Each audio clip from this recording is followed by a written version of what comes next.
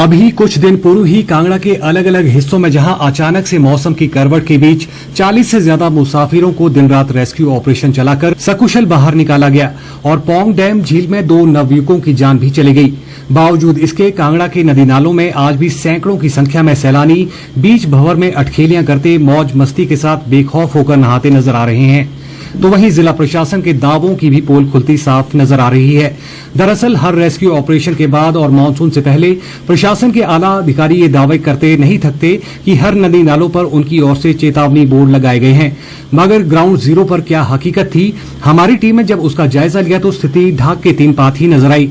उत्तर प्रदेश से कांगड़ा देवी के दर्शन करने आए श्रद्धालु भक्त बाणगंगा में बेखौफ होकर बीच भंवर में नहाते नजर आए, जिसमें बच्चों से लेकर महिलाएं और बुजुर्ग भी शामिल थे।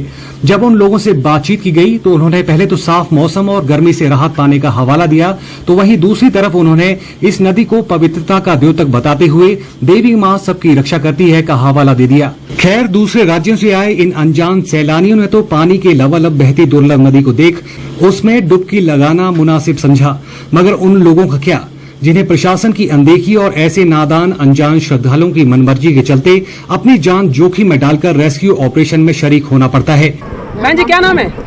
प्रिया। प्रिया जी, कहाँ से आए हैं आप? हम यूपी से, हापुड़ से। हापुड़ से आए हैं, क्या करने आए हैं यहाँ पे दर्शन करने। और कितने लोग आए हैं अपने साथ?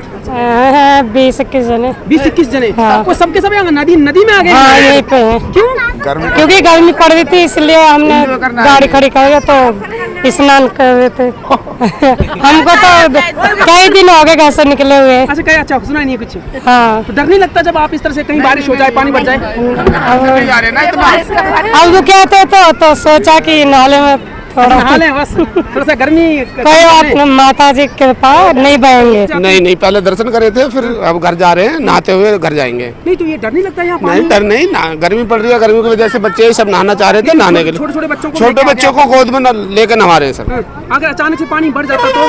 बढ़ जाता तो थोड़ा बाहर हो जाते हम सर। वहीं जब इस बाबत पुलिस प्रशासन के अधिकारियों से बातचीत की गई तो उन्होंने क्या कहा, अब ये भी सुन लीजिए। देखिए, आपके माध्यम से सबसे अपील है कि अपनी जान की रक्षा अपने हाथ में है और जगह जगह प्रशासन और पुलिस द्वारा इस तरह से बोर्ड भी लगाए गए हैं, लोगों का वेट भी किया जाता है समय समय पर।